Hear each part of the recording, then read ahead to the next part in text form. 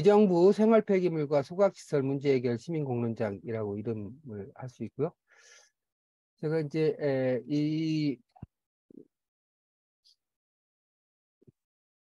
먼저 개요부터 좀 말씀을 좀 드리면은, 의정부에는 내구연한이 초과한 소각시설이 있고 그에 대한 대책 마련이 시급한 상황이었습니다. 그런데 이제 이 해법을 둘러싸고 지역사회의 다양한 의견 대립이 장기화돼 왔고요. 이런 상황에서 이제 의정부 시장이 3월에 문제 해결과 대안 마련을 위한 시민공론장을 제안을 했습니다. 그래서 당시 상황에서 볼 때 이제 몇 가지 해결해야 될 과제가 있었는데요. 내구 연한이 초과한 소각시설 관련해서 어떻게 해결해야 될 것이냐, 최적 대안 마련에 관한 부분이 있었고, 그다음에 이제 이 소각시설이라고 하는 것이 생활 폐기물에서 나오는 것이기 때문에 결국은 자원 순환을 어떻게 촉진할 것이냐, 생활 폐기물을 어떻게 감량할 것이냐, 그것과 관련된 제도를 어떻게 마련할 것이냐라고 하는 문제도 동시에 걸려 있는 문제였었고, 특히 이제 기후 위기라든지 탄소 중립을 위해서 이 시설을 어떻게 현대화시킬 것이냐라고 하는 문제 동시에 있었고요. 또 오랜 갈등으로 인해서 지역사회의 행정과 지역 주민 또는 시민사회하고의 이 불신을 어떻게 회복하고 주민 수용성을 강화할 것이냐라고 하는 이런 문제들이 존재하는 상황이었습니다. 이런 상황에서 이제 의정부 시장이 이 공론장을 제안을 했고요. 이 공론장 제안에 대해서 5가지 이 공론장을 열기 위한 조건을 제시를 한 바가 있습니다. 몇 번 말씀드렸었는데요. 지원하되 간섭하지 않는다. 또 공론장의 자율성을 보장한다. 자율성이라고 하는 것은 구성이라든지 의제라든지 절차라든지 이런 모든 과정에 있어서 공론장에 참여하는 사람들이 스스로 결정할 수 있게 한다라고 하는 내용이죠. 그 다음에 충분한 정보 제공을 한다. 그 다음에 논의 결과를 최대한 존중해서 정책에 반영한다. 그 다음에 용역 방식이 아닌 공무원이 실무를 담당하는 방식으로 진행한다. 이렇게 이제 시장에게 제안을 요청을 했고요. 이 요청을 이제 시장이 받아들이게 된 거죠. 받아들이게 됐고, 또 이제 대신에 또 그 시장은 이 2가지 요청을 했습니다. 공론장 운영 기간이 행정의 여러 가지 절차로 볼 때 3개월 정도밖에는 시간을 줄 수가 없다. 그 다음에는 이제 그 이전부터 전문가 TF가 구성돼서 운영이 됐었고 일정한 아웃풋이 나왔는데 그 내용을 좀 존중했으면 좋겠다. 그 내용이 그대로 하라는 게 아니라 그 내용이 잘 살아날 수 있었으면 좋겠다. 활용이 됐으면 좋겠다라는 요청을 했습니다. 저 역시 이제 이런 요청을 받아들일 수밖에 없었죠. 공론장의 추진 절차를 아주 단순화시켜서 말씀드리면 이렇게 됩니다. 그러니까 3월 달에 제안을 받고 그다음에 4월 달에 이제 시민사회하고 만나서 이렇게 어떻게 구성을 할 것인지 등등을 준비를 한 다음에 본격적으로 회의는 5월 달에 준비회의를 공식적으로 이제 개최를 한 겁니다. 그래서 5월 한 달 동안 준비회의를 구성을 해서 향후에 공론장을 어떻게 구성하고 어떤 논의 주제를 가지고 어떤 절차를 통해서 공론장을 운영할 것인가라고 하는 일종의 사전 합의를 하는 과정을 먼저 가졌었던 거죠. 그 다음에 이제 이걸 기반으로 해서 공론장을 발족을 하게 되는데요. 이 공론장이라고 하는 것은 실제로는 이 공론장을 운영 주체를 결성하는 거라고 보시면 되고요. 이 운영 주체인 운영위원회가 향후에 시민 토론회를 어떤 주제로, 어떤 절차로, 시민토론회를 구성할 것인지, 그 다음에 시민참여단을 어떻게 구성할 것인지, 또 참여하는 시민들한테 어떻게 내용을 사전에 제대로 숙지하게끔 할 것인지, 자료집을 어떻게 만들 것인지 등등에 관해서 이제 에, 준비를 하고 논의하고 준비하는 공론장에 관한 운영위원회를 이제 6월 초부터 시작해서 쭉 진행을 한 거죠. 이걸 기반으로 해서 7월 달에는 시민토론회를 실제로 시민이 참여한 가운데 개최를 해서 의제별 논의를 하고 그 의제별 논의의 결과를 모아서 합의문으로 작성을 하고 그 내용을 잘 갈무리를 해서 권고안을 만들고 그 권고안을 공론장 제안자인 시장한테 전달을 하고 공론장은 전체적으로 해산을 한 겁니다. 이게 이제 가장 큰 얼개라고 보시면 되고요. 공론장 추진 절차를 조금 더 세부적으로 말씀드리면 준비회의를 5월 초에 하고 이 준비회의를 통해서는 준비회의에서는 어떤 사람들이 주로 참여하냐면 제가 강의할 때도 이제 그런 말씀 여러 번 들었는데 최대한 의견차가 큰 사람들, 의견을 제시한 사람들이 모여서 향후에 논의 구성이라든가 의제라든지 절차를 어떻게 할 것인지에 대한 논의를 집중적으로 하게 되는 거죠. 준비회의를 통해서는. 그래서 이 준비회의에서 나온 결과를 공론장 제안자인 시장한테 제안을 하는 겁니다. 그래서 우리는 준비회의를 통해서 이런 논의 결과를 얻었고 이렇게 공론장을 추진했으면 좋겠다라고 시장한테 제안을 하는 거죠. 물론 시장은 당연히 그대로 수용을 했고요. 그렇게 해서 이제 실제로 공론장이 발족을 하게 된 겁니다. 공론장은 6월 초에 발족을 했는데 이 공론장은 운영위원회를 중심으로 공론장이 발족이 되는데 이 운영위원회는 준비회의하고 다르게 준비회의는 의견 그룹들이 중심적으로 참여했다면 이 공론장은 시민 대표성이 있어야 되기 때문에 의견 그룹뿐만 아니라 그 지역사회를 대표하는 다양한 지역사회 대표들을 포괄하는 전문가를 포함해서 하는 사람들로 구성을 하는 거죠. 그렇게 해서 이 운영위원회에서는 준비회의에서 나온 결정을 기반으로 해서 그걸 검토하고 현실에 맞게끔 추진해 가는 겁니다. 추진 주체, 의사결정 주체인과 동시에 추진 주체죠.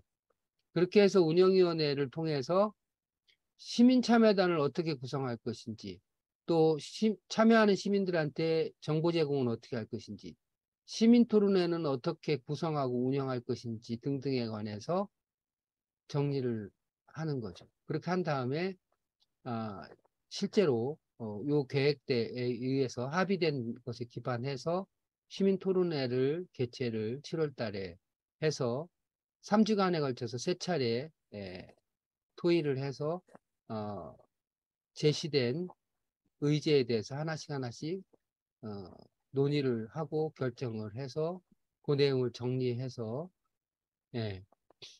합의문을 작성을 하고 그 합의문안을 잘 갈무리를 해서 권고문으로 작성한 다음에 이 내용을 공론장 애초 제안자인 시장에게 전달을 함으로써 공론장의 전체 일정은 마치게 된 겁니다.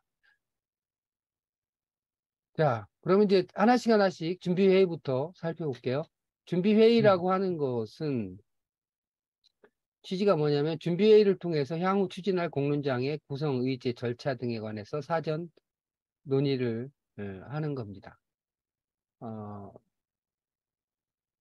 위치는 준비회의를 먼저 한 다음에 이 준비회의에서 나온 내용으로 공론장을 구성하는 것이다. 이렇게 이해를 하시면 됩니다. 그러면 왜 공론장을 바로 구성하지 않고 준비회의부터 하는 걸까요? 이거는 우선 공론장은 대표성이 굉장히 중요한 반면에 현실은 치열한 갈등이 존재하는 상황에서 다양한 입장 차이와 견해 차이가 존재하기 때문에 의제와 절차에 관한 합의가 이루어지지 않으면 건설적인 공론장이 구성될 수 없기 때문에 그렇습니다. 이건 나중에 다시 한번 강조할 거니까요. 그렇게 해서 이제 준비회의를 구성을 하는데요.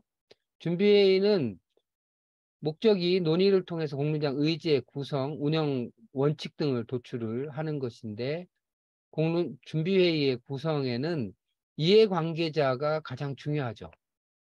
그 다음에는 이제 의견 그룹들이 굉장히 중요하고, 그 다음에 이제 전문가는 이해관계자나 의견 그룹들이 내놓은 의견에 대해서 사실관계 여부를 판단할 수 있는 사람들이 필요하기 때문에 전문가들은 포함이 되는 것이고요. 중요한 것은 이해관계자와 다양한 의견 그룹이 이 준비회의의 핵심적인 주체라고 볼 수가 있습니다. 한마디로 준비회의에서는 차이가 무엇인지를 명확하게 확인하고 그 차이를 반영할 수 있도록 논의 주제를 정하고 또 공론장 구성 주체에 대한 기본적인 방향을 잡는 것이다. 이렇게 이해를 하시면 되겠습니다. 그래서 준비회의를 4월 초에 4월 중에 준비회의 구성에 관해서 시민사회하고 논의를 한 다음에 5월 초부터 한 달 동안 진행을 매주 한 차례 이상 논의를 해가지고 내용을 작성을 했습니다.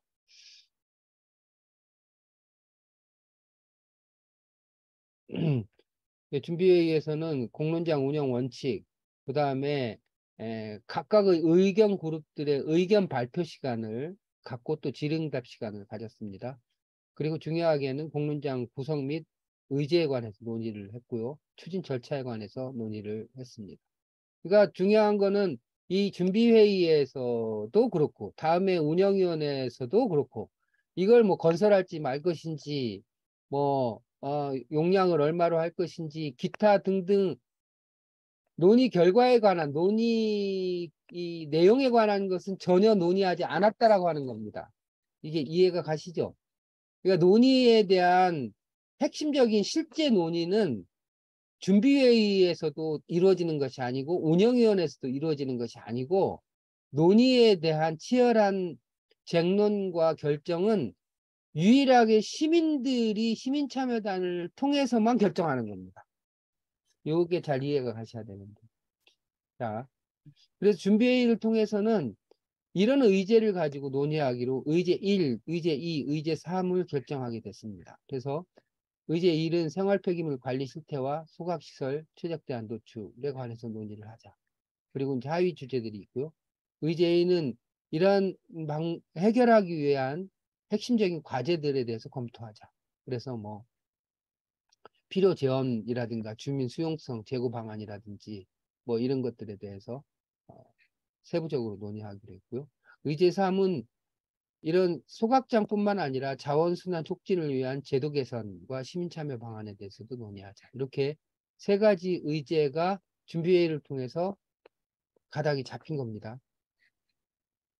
그 다음에 준비회의를 통해서 향후에 구성할 공론장의 체계에 관해서 논의를 했습니다. 그래서 운영위원회를 시민 대표성이 있는 15명 정도로 구성을 하고 그 다음에 이 운영위원회라든가 전체적으로 잘 진행되는지를 검증할 수 있는 일종의 검찰 기능을 할 수 있는 검증단, 그 다음에 또 내용에 대해서 자문할 수 있는 자문단 등을 두기로 하고 또 이 전체 과정에서 행정적인 서비스를 할 수 있는 사무국을 구성하기로 하자.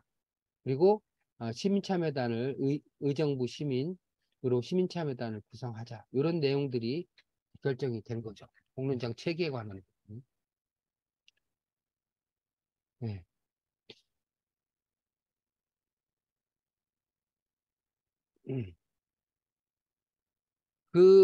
그래서 이제 운영위원회에 대해서는 운영위원회를 어떻게 구성할 것이냐. 그러니까 공론장이 실제로 구성이 되려면 운영위원회가 구성돼야 되잖아요. 이 운영위원회는 대표성 확보가 굉장히 중요하죠. 그래서 운영위원회는 주민대표, 그다음에 전문가 중에서도 이런 전공을 갖고 있는 전문가, 예를 들면은 폐기물 정책, 에너지 탄소 중립, 그다음에 소각 정책, 소각 기술, 홍보 및 소통, 또 의정부 지역이나 역사나 이런 거에 대해 잘 알고 있는 지역 전문가 등등으로 전문가를 구성을 하자. 그다음에 시민사회 인사들이 충분히 참여할 수 있도록 구성하자. 그래서 의정부시를 대표할 수 있는 시민단체 대표들, 소각시설 관련된 활동을 했던 단체들, 그다음에 또 여성 시민단체 대표들, 또 주민단체 대표들, 여성 주민 대표들 등등으로 운영위원회를 구성하자. 이 구체적인 이름이 아니라 구성 주체에 관해서 틀을 잡은 거죠. 그리고 운영위원회뿐만 아니라 자문단을 구성을 하는데 이 자문은 이 사안의 성격으로 볼 때 환경법이라든지 자원순환, 폐기물, 경제성 분석, 뭐 소통, 뭐 언론 이런 등등으로 자문단을 10명 내외로 구성하자. 검증단의 역할이 대단히 중요한데 지역사회에서 신망 있는 인사로 그 5명 이내로 구성을 하자. 의원들은 나중에 제도화하는 데 필요하기 때문에 여야 동수로 2명 시의회에 추천을 받아서 구성하자. 사무국은 담당 부서에서 실무를 담당한다. 이런 내용들로 이제 구성에 관해서 방향을 잡게 된 거죠. 운영 원칙에 대해서도 공정한 진행과 합의에 의한 결정이라고 하는 운영 원칙을 정한 겁니다. 그 다음에 의사결정 방식에 관해서도 준비회의를 통해서 정리를 한 거죠. 모든 결정은 합의를 원칙으로 하고 부득이한 경우에 진행자가 조정안을 제안할 수 있고 사안에 따라서 표결할 수 있으나 사안과 방식은 운영위원회에서 정한다라고 하는 기본적인 방향을 정리를 한 것입니다. 몇 가지가 이제 준비회의에서 정리한 겁니다. 네, 준비회의에서는 쟁점이 되는 내용에 관해서 토론을 해서 답을 얻는 것이 아니고요. 오직 구성과 절차에 관해서만 논의를 한 겁니다. 그 점이 굉장히 중요해요. 그래서 이제 시민공론장이 6월 초에 구성이 됩니다. 그래서 지금 첫 번째 회의를 하고 있는 건데, 그래서 준비회의에서 제안한 사람들로 15명으로 시민공론장 운영위원회가 구성이 된 겁니다. 지금 주민대표, 그다음에 전문가들, 그다음에 시민단체 등등으로 구성을 했습니다. 여기에는 중요한 거는요. 이 사람이 찬성하느냐 반대하느냐라고 하는 것은 전혀 고려의 대상이 안 됐다라고 하는 거예요. 찬성하든 반대하든 그것이 중요한 게 아니고 지역 대표성이 있는지, 시민사회 대표성이 있는지, 또 주민단체 대표성이 있는지, 여성단체 대표성이 있는지, 또 필요한 전문성을 갖고 있는지만 판단 기준이었지, 이 사람이 찬성하느냐 반대하느냐라고 하는 것은 전혀 고려의 대상이 아니었다라고 하는 점을 여러분들이 기억을 하셔야 됩니다. 그래서 운영위원회가 시민공론장을 발족했다라고 하는 것은 운영위원회를 구성했다라고 하는 의미로 일단 해석을 하시면 됩니다. 이 운영위원회가 한 일은 이렇게 지금 여기 쭉 나열되어 있는 것처럼 첫 번째는 공론장 목적, 목표, 운영 원칙을 수립하는 겁니다. 두 번째는 검증단 등 협력기구를 구성하는 것이고, 그 다음에는 세 번째는 시민토론의 의제를 확정하는 겁니다. 네 번째는 시민토론의 내용 및 추진 일정을 확정하는 겁니다. 토론자 발제자까지. 그 다음에 시민 홍보 방안을 검토를 하고, 이건 검토라고 하는 거는 이건 실무팀이 이제 준비를 해가지고 오면 검토를 하는 것이라는 얘기고요. 그 다음에 시민참여단을 어떻게 구성할지에 대한 구성 원칙을 수립을 하는 것이고, 시민참여단을 모으고 또 구성하는 것도 운영위원회에서 주도적으로 했습니다. 그 다음에 사전학습자료집을 검토하고, 또 시민토론회 진행 계획을 검토하는 내용 등. 그러니까 이 운영위원회가 헤드쿼터 같은 역할을 하는 거죠. 그래서 운영위원회가 대표성을 명확하게 띠고 있어야 된다라고 하는 말씀을 드리는 겁니다. 그러니까 운영위원회는 이 소각장 행안에서 찬성하느냐 반대하느냐 이런 사람이 중요한 게 아니고 지역 전체의 대표성을 어떻게 확보할 것이냐라고 하는 관점에서 구성됐다. 이렇게 이해를 하시면 됩니다. 이렇게 해서 운영위원회에서 공론장의 목표와 과제를 정했습니다. 이건 제일 밑에 있는 거는 지금 현재 상황이고, 과제를 소각 및 처리시설 최적 대안을 도출하는 것, 자원순환 및 탄소 중립을 위한 방안을 도출하는 것, 실내 회복 및 주민 수용성 제고 방안을 마련하는 것을 과제로 설정을 했고요. 이것을 통해서 시민 공론장을 통한 합의안을 도출하는 것, 요 세 가지 대안을 도출하기 위해서 시민 공론장, 시민 토론회를 통해서 합의안을 도출하는 것을 목표로 설정을 한 거죠. 결국은 이런 목표를 통해서 주민의 삶의 질을 향상하고 사회 통합을 하는 것을 최종적인 목적으로 설정을 한 겁니다. 준비회의에서 또 제안을 했지만 운영위원회에서 검토해서 시민공론장의 체계를 이렇게 정했습니다. 그래서 시민공론장에서는 사무국뿐만 아니라 준비회의에서 제안한 내용 플러스 참여단을 위한 선정위원회를 별도로 구성을 하기로 했고요. 그 다음에 시민참여단을 의정부 시민 60명으로 하기로 정리를 하게 되었습니다. 시민토론회에 대한 의제를 이렇게 세 가지로 정리를 했습니다. 이거는 준비회의에서 나온 것을 기본 안으로 해서 여러 차례 논의를 거쳐가지고 논의를 확정을 줬는데요.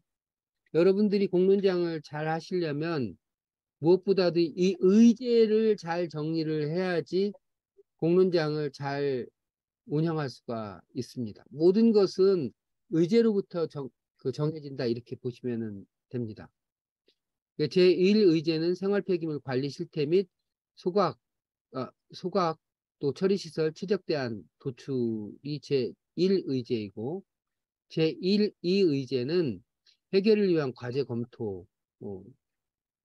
그래서 피해 최소화 방안이라든지 그 다음에 후보 부지 선정 방식이라든지 필요 제한 마련 방안이라든지 주민 수용성 제고 방안 등이 제2의제의 세부적인 논의 주제들이라고 보시면 되고요. 제3의제는 자원순환 촉진을 위한 제도 개선 및 시민참여 방안으로 자원순환 촉진 사례 및 대안 도출, 그 다음에 제도 마련 방안, 또 시민참여 방안 등등이 핵심적인 논의 의제로 확정이 되었습니다. 추진 절차를 또 확정을 했습니다. 그래서 시민 공론장이 6월 8일 날 발족을 했고요. 주민 설명회를 약 2주간에 걸쳐서 주민 설명회를 진행을 했습니다. 주민 설명회는 시민 공론장을 이런 목적과 취지에서 발족을 했고 시민들께 그 취지를 설명을 하고 참여를 독려하기 위한 과정이라고 이해를 하시면 됩니다. 그렇게 한 다음에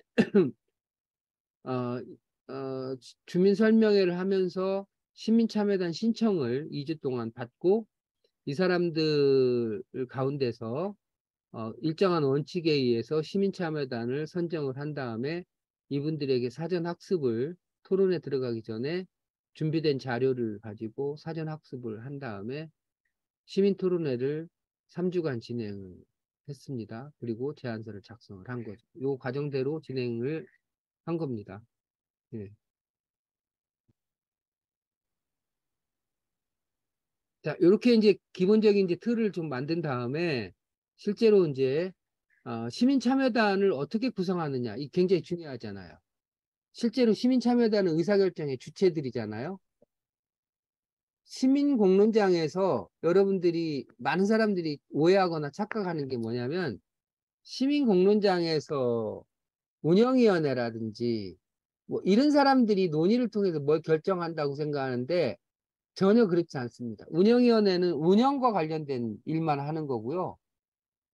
시민공론장에서 의사결정의 유일한 주체는 시민들입니다. 시민들. 참여한 시민들이 의사결정의 주체인 것이죠. 따라서 그 의사결정을 할 시민참여단을 어떻게 선정하느냐라고 하는 것이 공정성의 핵심이라고 볼 수가 있는 것이죠.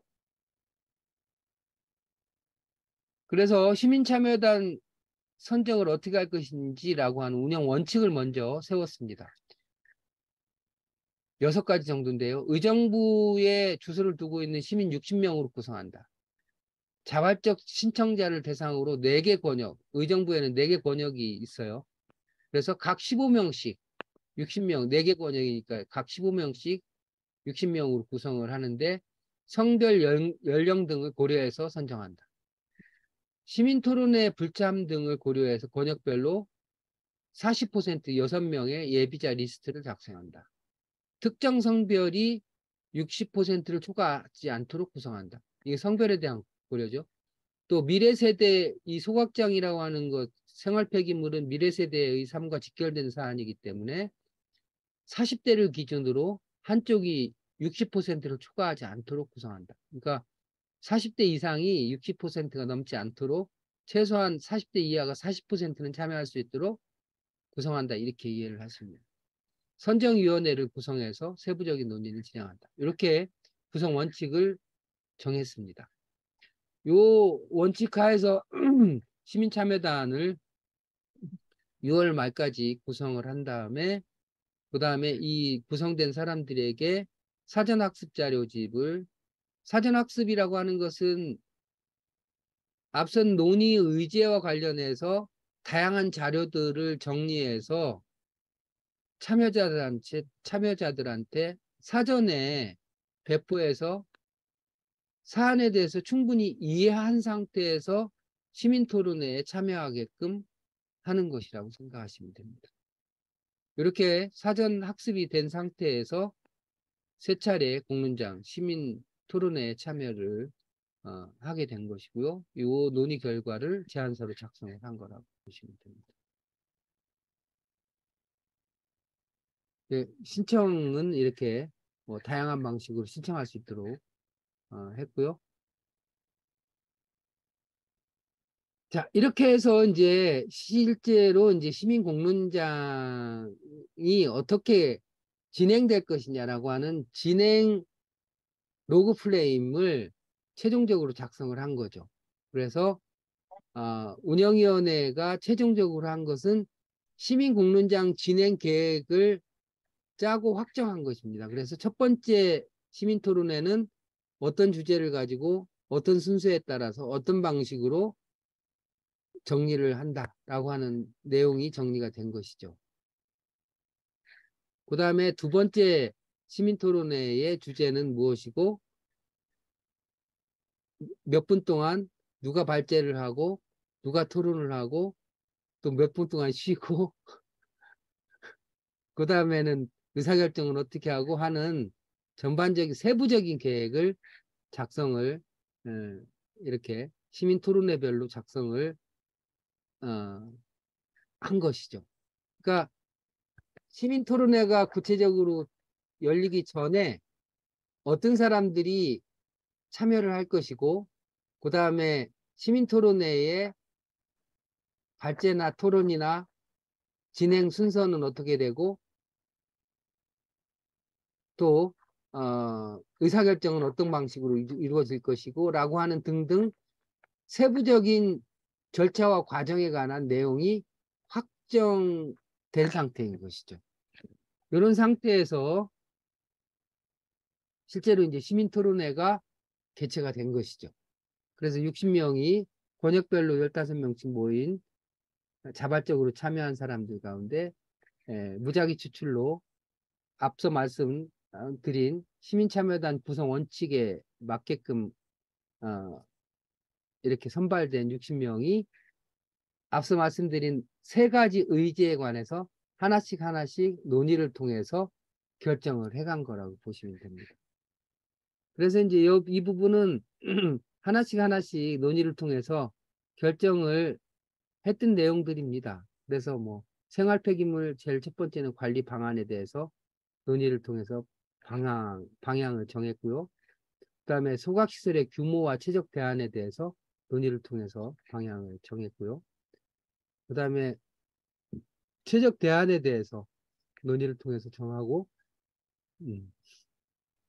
그다음에는 두 번째 날 주민 수용성을 높이기 위해서 어떻게 무엇을 할 것인가라고 하는 내용을 정리를 했고요. 이런 게 여러분들이 쭉 말씀드리면 저걸 주민들이 어떻게 정하나 이렇게 생각이 들지만요. 이미 사전 학습이 돼 있고요. 자료를 통해서. 그다음에 매 토론마다 발제와 토론이 전문가의 발제와 토론이 이루어진 상태에서 또 테이블별로 분임 토의를 하고 그다음에 또 전체가 또 함께 전체 토론을 하고 그런 다음에 논의를 정리하는 것이기 때문에 사람들이 상당한 정도의 지식이 형성된 상태에서 내용을 정했다고 이해를 하시면 됩니다. 필요 재원 마련 방안에 관해서 논의를 했고요. 그다음에 건강 및 환경 영향 최소화 방안에 관해서 논의를 했고요. 이 모든 것이 이 항목조차도 전문가들이 정한 게 아닙니다. 사람들이 논의를 통해서 정한 거예요. 자원순환 촉진 제도 및 시민참여 방안에 대해서도 시민들이 내용과 우선순위를 정했습니다. 이런 일을 처음 접하는 분들은 시민들이 어떻게 저런 내용을 정할 수가 있지? 이 생각이 들 텐데요. 그게 집단지성의 힘이라고 하는 것입니다. 정보의 힘이고 논의의 힘인 것이죠. 그렇게 해서 요 전체적으로 3일 동안 나온 내용을 잘 정리를 해서 이렇게 권고문이라는 이름으로 시장에게 제출한 실제 문건의 표지입니다. 이게. 그래서 제출문을 여기 앞에 부분만 좀 읽어드리면 좋을 것 같네요. 잘 안 보이는. 자,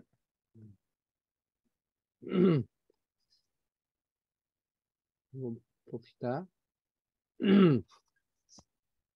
제출문, 의정부 시장 규약, 의정부 생활 폐기물과 소각 및 처리 시설 문제 해결 시민 공론장은 2023년 5월 4차에 걸친 준비회의, 6월 8일 시민 공론장 발족, 6월 7월 6차에 걸친 운영위원회, 7월 3차례 시민토론회 개최 등 약 3개월간 의정부시가 직면한 생활 폐기물과 소각시설에 대한 시민의 합의를 도출하기 위해 시민공론장을 추진하였습니다. 자발적 신청에 의해 구성된 60여 명의 시민참여단은 세 차례 개최된 시민토론회에서 수기와 열정적인 토론을 통해 해당 사안에 대해 합의안을 만들어 주셨습니다. 이에 그 결과를 담은 정책 권고안을 다음과 같이 제출합니다. 공론장 제안자인 시장은 시민의 의사를 최대한 존중하여 정책에 반영할 것을 권고합니다. 이렇게 해서 이제 내용을 제출을 한 거고요. 그래서 이제 권고안의 내용이에요. 여기는 이제 중요한 내용들인데 요약을 했고요. 그 다음에 시민들이 어떤 절차를 통해서 결정을 했고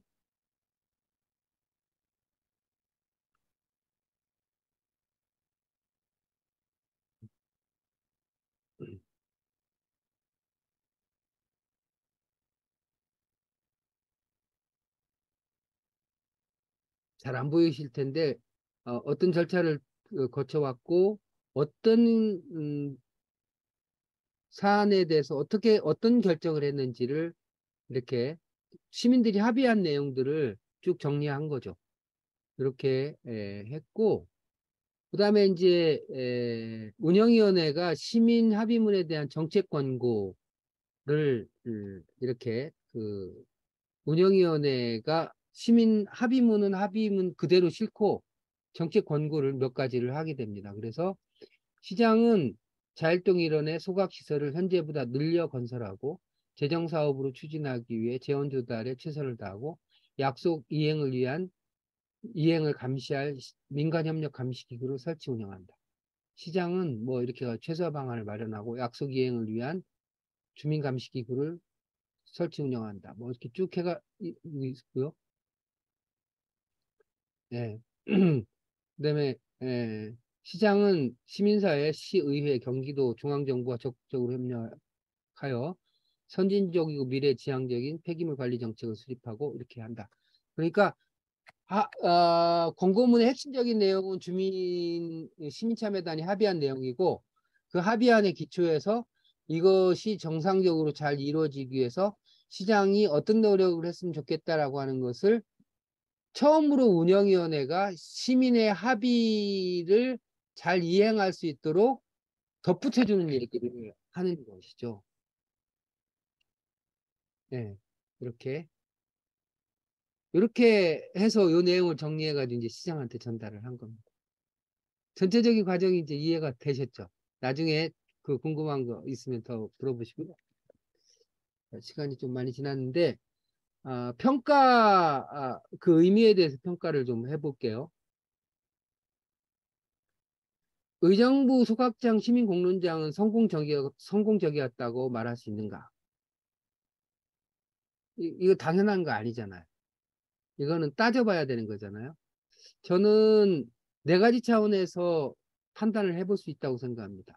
첫 번째는 우리 스스로 설정한 목표가 달성되었는가라고 하는 차원에서 볼 수 있겠죠. 목표를 소각장 관련 문제를 해결하고 사회통합에 기여한다라고 우리 스스로 목적을 설정했었어요. 네, 해결 방안에 합의했고 시에서 그대로 수용하자고 약속을 했기 때문에 문제는 상당히 해결됐다 이렇게 볼 수가 있죠. 갈등도 해소가 되고 그 다음에 주민 상호 간의 이해를 기반으로 합의를 하고 그 결과를 수용했기 때문에 사회 통합에 어느 정도는 긍정적으로 기여했다라고 볼 수가 볼 수가 있습니다. 그 다음에 또 하나의 차원은 우리가 이제 시민공론장 운동을 하는 사람의 입장에서 이런 이 시민공론장 자체가 갖고 있는 목적을 달성했는가라고 하는 것도 중요하지만 또 하나 중요한 건 시민사회 역량 강화에 기여했는가라고 하는 점일 거 아니에요. 그죠? 이거는 이제 시민사회 내부 목적이라고 볼 수 있는데 새로운 문제 해결 방식을 경험하고 이것을 확산할 필요성을 시민사회 참여자들이 대부분 다 인정했다라고 하는 점에서 저는 시민사회에도 긍정적인 영향을 미쳤다라고 봅니다. 이것이 실제로 공론장의 최종적인 목적이라고 할 수 있는 시민 권력 강화에 기여할 것이냐라고 하는 것은 남은 과제인 것이죠. 그 다음에 긴박한 과제 해결이라고 하는 것은 의정부 시의 주로 입장일 텐데 최적 대안을 선택을 함으로써 사업 추진의 명분을 획득했다는 점에서 의미가 있었다고 볼 수가 있습니다. 또한 언론의 평가도 시민의 합의에 의한 문제 해결이라고 하는 민주적 문제 해결이었다라고 하는 평가를 한 것으로 봐서 전체적으로 의정부 시민공론장은 성공적이었다라고 평가를 할 수 있다 이렇게 봅니다. 성공을 했다면 그 성공을 하는 데 있어서 중요한 요인이 무엇이었는지라고 하는 것이 굉장히 중요하죠. 이거는 이제 여러분들이 처해 있는 사안이나 상황이 다 제각각이기 때문에 참고를 하셔서 보면 될 것 같습니다. 의정부라고 하는 상황이요. 제가 한 반년 가까이 지켜본 상황으로는 행정기관은 오랜 동안 군사도시였었고 관료주의가 굉장히 팽배합니다. 거버넌스 경험이 굉장히 일천해요. 그리고 시민사회하고 대화 채널이 굉장히 취약해요. 그러니까 협력해서 뭘 한다라고 하는 것이 뭔지 잘 몰라요. 시민사회는 관변단체 중심으로 되어 있습니다. 무슨 위원회 이런 것들 이런 거 이름들 있잖아요. 바르게 살기부터 해가지고. 네. 그러니까 행정기관으로부터 예산을 받아가지고 하는 데가 대부분이었었죠. 그런데다가 행정기관이 굉장히 관료적이었었기 때문에 시민사회는 굉장히 열악한 상황에서 굉장히 고군분투하는 어드보커시가 굉장히 강한 소수의 시민단체들이 명맥을 이어왔었다 이렇게 볼 수 있습니다. 행정에 대한 불신이 굉장히 강하죠. 또 각자 도생하다 보니까 연대의 경험이 굉장히 취약합니다. 시민사회 간에. 대부분 행정과 개별적으로 사업 중심의 관계 유지를 하고 있는 경우가 많았다라고 볼 수 있습니다. 그런가 하면은 시민사회 전문성이 굉장히 취약하고 자율성도 굉장히 취약한 상황이었었고요. 이 소각장 관련해서도 결국은 이는 전문성이라든가 연대 경험의 부족이라든가 이는 시민사회의 취약함이 그대로 다 드러났다고 볼 수가 있습니다. 그럼에도 불구하고 그러니까 행정은 거버넌스의 경험이 부족하고 굉장히 권위주의적인 관행이 있고 시민사회는 소수의 어드보커시 하는 단체들은 있는데 실제로 문제 해결 경험이라든가 전문적인 역량이라든가 연대의 경험은 굉장히 취약한 행정과 시민사회가 모두 취약한 상태에서 공론장이 진행됐다 이렇게 볼 수 있습니다. 그런데 어떻게 해서 성공할 수 있었는가라고 하는 것이 중요한 거죠. 성공할 수 있었던 데는 다양한 요인들이 결합을 했습니다. 첫 번째는 사안의 성격입니다. 해결을 하지 않으면 안 되는 절박성이 있었고 또 시민들의 이해가 걸려있는 사안이었었다라고 하는 점입니다. 또 행정기관의 해결 의지와 새로운 방법에 대한 모색이 있었다라고 하는 것도 한 가지 성공적인 요인이었었다라고 볼 수가 있는 거죠. 새로운 해법을 시도했다라고 하는 것이죠. 그 다음에 논의를 위한 사전 준비가 이루어졌다라고. 논의를 위한 사전 준비라고 하는 건 뭐냐면 의정부 시에서 신임 시장이 소각장 문제가 굉장히 중요함을 알고 TF를 구성해서 약 1년 가까운 시간 동안 소각장 관련된 연구자들로 논의를 소각장 관련된 문제에 관한 준비를 해왔다라고 하는 겁니다. 또한 환경연을 비롯해 가지고 소각장 문제가 지역 현안이었었기 때문에 나름대로 사전 준비를 해왔던 것이 유효했다라고 볼 수 있습니다. 그 다음에 현실성 있는 설계와 진행, 이거는 이제 외부 사람이긴 하지만 전문가가 총괄을 했다라고 하는 것이고요. 그 다음에 시민사회가 이렇게 시하고 전면적으로 결합해서 했던 경험이 없음에도 불구하고 문제 해결을 위해서 시민사회가 전향적인 태도를 취했다라고 하는 겁니다. 그래서 찬반을 넘어서 적극적으로 참여했다라고 하는 것도 굉장히 중요한 한 가지 요인이었었고요. 그 다음에 무엇보다도 참여 시민의 합리적인 판단이 굉장히 중요했다라고 볼 수가 있습니다. 그리고 논의 결과에 대해서 이해관계자들이 그 결과를 수용했다라고 하는 것이고 또 부가적으로는 행정기관의 적극적인 지원이 있었다. 이런 요인들로 인해서 공론장이 성공할 수 있었다 이렇게 보여집니다. 핵심적인 내용을 몇 가지만 꼽으라면 제가 볼 때는 이 네 가지 정도로 압축할 수 있을 것 같습니다. 문제 해결의 긴박성. 그러니까 사안 자체가 사람들이 해결하지 않으면 안 되는 매우 중요하고 긴박한 상황이었다.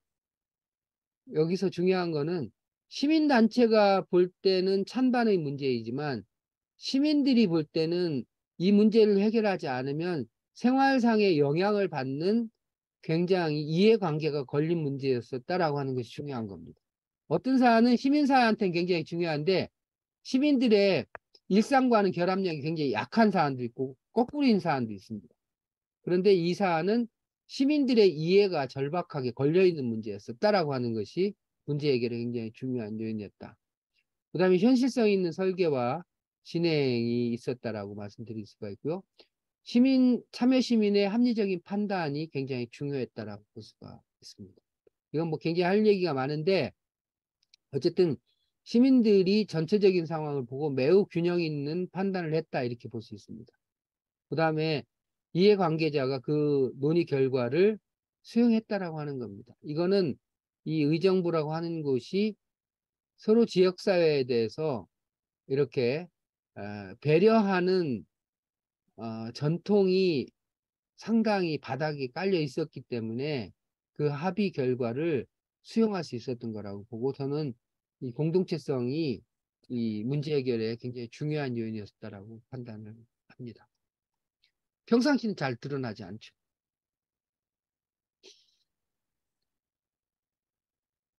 이 의정부 시민공론장에서 도출할 수 있는 의미를 몇 가지를 생각을 해보면 역시 사안 선택의 중요성입니다. 어떤 사안을 선택하느냐가 대단히 중요한 거죠. 공론장에서는. 네. 그 다음에 이런 경험이 없는 곳에서는 또 시민사회 역량이라든가 행정의 역량이 빈약한 곳에서는 이런 일을 시작하는 사람에 대한 신뢰가 결정적이라고 볼 수가 있죠. 그렇잖아요. 충분히 이해가 가실 겁니다. 이 일을 추진하는 사람에 대한 신뢰성, 특히나 공공기관의 중립성, 이런 것이 굉장히 중요했다라고 보여지고요. 그 다음에 지역의 공동체성, 배려의 정도라고 하는 것도 굉장히 중요한 요인이고요. 또 제안자의 중립적인 태도, 이런 것도 굉장히 중요한 요인이라고 볼 수가 있습니다. 시간이 많이 지나서 핵심적인 내용만. 설계, 우리 공론 포럼 분들한테는 이제 공론장을 어떻게 설계하느냐가 굉장히 중요한데요. 이 지금 말씀드리는 모든 것은 의정부에서 소각장을 시민공론장으로 해결하는 과정에서 만든 설계입니다. 그래서 이거는 다른 도시에서 다른 주제를 가지고 또 같은 주제를 하더라도 다른 상황에서 논의를 진행을 하는 경우에는 이 모든 절차와 과정은 다 달라져야 되는 거죠. 그냥 참고사항일 뿐이죠. 의정부에서는 상호 간의 불신이 굉장히 깊은 상태였었기 때문에 특히 공론장 추진의 주체라고 볼 수 있는 의정부 시와 그다음에 시민사회 간의 거버넌스 경험이 취약하고 그 대립과 갈등이 오래된 사안이었었기 때문에 행정기관의 중립성 확보가 무엇보다도 중요했습니다. 이게 5가지 전제를 얘기를 했었던 거죠. 그 다음에 시민사회의 사전 동의와 참여가 굉장히 중요한 거죠. 왜냐하면 상호 간의 신뢰가 적은 상태에서 특히나 시민사회 역량이 취약한 상태에서는 행정과 무슨 일을 한다라고 하는 것은 행정에 이용당하기 십상이다. 명분만을 줄 뿐이다라고 하는 불신이 굉장히 큰 거죠. 그래서 이 과정은 공정하게 이루어질 것이고 그 결과는 열려있고 시민사회를 충분히 존중할 것이라고 하는 믿음을 줘야만 시민사회가 그 믿음이 또 확인이 돼야만 시민사회가 참여하게 되잖아요. 이런 시민사회의 사전 동의와 참여라고 하는 것이 실제로 굉장히 매우 중요한 것이었고요. 그 다음에 말씀드린 것처럼 사전 준비, 그 다음에 운영위원회의 구성과 운영, 그 다음에 시민토론회 이렇게 단계적으로 접근했다라고 하는 겁니다. 절차와 내용에 관한 토의를 분리를 했고요. 그 다음에 이해관계자들의 목소리를 기본으로 해서 거기다가 대표성을 결합시켰다라고 하는 점 등이 굉장히 중요한 그 단계였었다라고 하는 것을 이해를 하셨을 것 같고요. 시민사회가 굉장히 취약한 상태에서 행정은 전문성이라든지 다양한 자료들을 갖고 있잖아요. 공론장이 성공하기 위해서는 문제의식은 있지만 그 논거가 빈약한 사람들에 대해서 집중적인 지원을 해야 됩니다. 균형을 맞춰줘야 돼요. 그래서 오히려 시민사회에 대한 배려가 굉장히 중요합니다. 예. 우리가 뭐 평등과 형평에 관한 얘기 하잖아요. 평등은 똑같이 맞추는 것이라면 형평이라고 하는 것은 오히려 키가 작은 애한테는 더 높여서 오히려 어드밴테이지를 더 줌으로써 균형을 맞춘다라고 하는 것과 똑같이 약한 쪽에 힘을 보태줘야 되는 것이죠. 또 논쟁이 굉장히 중요하고요. 행정기관의 실무, 정서적 접근 이런 것들이 굉장히 중요한 내용이었습니다. 그 내용이 여기 이제 하나씩 하나씩 들어가 있는데요. 요것만 여러분들이 정확하게 아시면 됩니다. 우리가 논의의 절차와 논의, 의사결정을 디범벅을 해가지고 논의를 하게 되면 그 논의는 반드시 깨지게 돼 있고 산으로 가게 돼 있습니다. 그래서 준비회의를 통해서는 이해관계자들 간의 의제를 결정을 하게 했고요. 그 다음에 2단계 운영위원회 구성을 통해서는 시민토론회를 준비하는 역할만 한 거죠. 어떤 사람들로 시민참여단을 구성할 것인지, 사전학습을 어떻게 할 것인지, 시민토론회 구성과 운영은 어떻게 할 것인지 라고 하는 절차와 과정에 대한 내용만을 담당을 하는 거죠. 실제로 진한 토론과 의사결정은 그렇게 해서 만들어진 시민참여단이 하게 되는 거죠. 그 자료를 가지고 토론을 해서 결정을 하게 되는 것이죠. 요걸 여러분들이 꼭 명심을 하시면 될 것 같고요. 이건 여러분들이 쭉 읽어보시고 한계에도 아쉬웠던 점도 있습니다. 무엇보다 시간상의 제약이었었고요. 3개월은 충분한 준비와 논의를 위해서는 굉장히 빡빡한 시간이었었고 사람들한테는 너무나 힘든 시간이었었죠. 그다음에 시민사회에 여전히 행정에 비해서 시민사회의 준비가 굉장히 취약했다라고 하는 것이 과제로 남습니다. 시민사회이기 때문에 어쩔 수 없다라는 얘기를 더 이상 하면 안 되죠. 시민사회도 준비를 충분히 해야 됩니다. 그리고 일부 단체가 주도하는 것이 아니라 네트워크를 형성해서 시민사회 전체가 그 사안과 관련해서 충분한 내용 준비를 해야만 된다라고 하는 것이고요. 행정기관의 역량을 기록적으로 높여야지 됩니다. 여전히 시민 서비스에 관한 의식이 없고요. 예, 이렇게 서로 논의를 통해서 내용을 결정해 간다라고 하는 훈련이 전혀 안 돼 있는 상태입니다. 이건 뭐 다른 지역도 대동소이할 것이라고 보고요. 마지막으로는 이 의정부 시민공론장이 우리한테 남긴 의미들에 대해서 말씀을 드리겠습니다. 의정부 시민공론장이 남긴 의미에 대해서 말씀드리면 시장이 제안하였지만 구성과 운영에서 그래도 시민사회 자율성이 확보되었다. 그리고 행정기관의 중립 유지와 그 실무 담당이 이루어졌다라고 합니다. 이 점에 있어서 한국 사회에서 가장 선진적인 사례라고 볼 수가 있는 거죠. 갈등 현안이었었고 토론과 논쟁이 굉장히 치열하게 진행이 됐고 조정을 통한 합의가 도출되었다. 여기 우리 오늘 참여자 중에 분임 토의 그 진행분들도 계시고 이렇게 있는데 굉장히 노력을 많이 하셨습니다. 또 공동체 의식이 합의의 기반임을 확인할 수 있었던 기회였었고 시민사회의 역할 확장의 계기가 되었을 거라고 봅니다. 이런 의미가 있고요.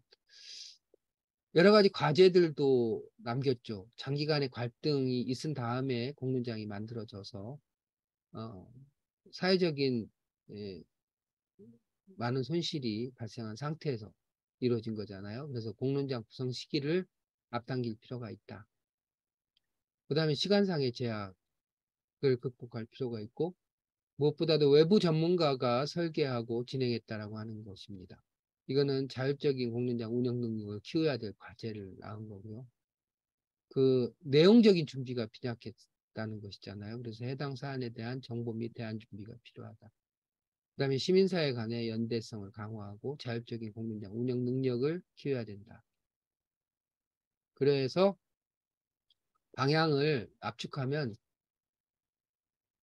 행정기관이 아니라 우리 삶의 문제를 시민 스스로 제안하는 공론장이 돼야 되고 그 공론장을 우리가 설계할 수 있는 능력을 갖춰야 되고 그 공론장을 공정하게 운영할 수 있는 능력을 우리가 갖춰야 되고요.